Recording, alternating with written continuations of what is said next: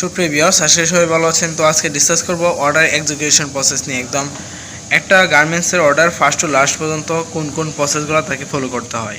যেমন order receive, ফার্স্টে তারা কী করে অর্ডার রিসিভ করে। এর আগে অনেক কথা রয়েছে, যেমন নানা পরিচিতির মাধ্যমে অর্ডারগুলো আসে। যেমন একটা হচ্ছে চেয়ারম্যানের পরিচয়ের মাধ্যমে, এমডির পরিচয়ের মাধ্যমে, বা নানা মার্কেটিংয়ের মাধ্যমে অর্ডারগুলো আসে।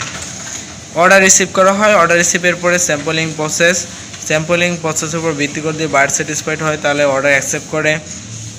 অর্ডার অ্যাকসেপ্ট করার সাথে সাথে প্রোডাকশন প্ল্যানিং তৈরি করা হয় এবং ম্যাটেরিয়াল সোর্সিং বলতে বোঝানো হয় তারা র মেটেরিয়াল, ফেব্রিক, ট্রিমেক্স এগুলো তারা কী করে ক্রয়ের জন্য নানা স্টোর বাছাই করে বা নানা জায়গা থেকে সোর্সিংয়ের মধ্যে থেকে তারা এগুলো কেনে। তারপর প্রি প্রোডাকশন স্যাম্পল অ্যাপ্রুভ করে, প্রি প্রোডাকশন মিটিং করে, তারপর হচ্ছে কি ইনস্ট্রাকশন রিডিং, মানে এই প্রি প্রোডাকশন মিটিংয়ের মধ্যে বাইরে যে ইনস্ট্রাকশনগুলো দেয় সেগুলো তারা মেনটেন করে। Order processing to all department head. তারপর সে প্রি প্রোডাকশন মিটিংয়ে যে প্যাটার্ন মেকিং করে থাকে, প্যাটার্ন মিটিংয়ের উপর ভিত্তি করে মার্কার প্ল্যানিং করা হয়। মার্কার প্ল্যানিংয়ের উপরে ভিত্তি করে কাটিং করা হয়। কাটিং থেকে যদি প্রিন্টিংয়ে পাঠানো হয় তাহলে প্রিন্টিং বোর্ডেতে সেন্ড করা হয়।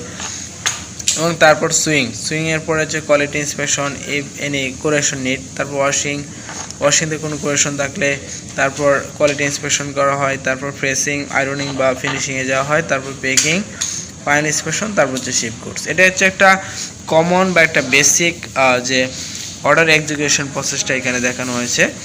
এবং এর সাথে আমি আরেকটা ভিডিও দিয়ে দিব টোটালি কনসেপ্টে নিয়ে, যে কীভাবে অর্ডার প্লেসমেন্ট বা এক্সিকিউশন নিয়ে সেটা ফলো করতে পারেন।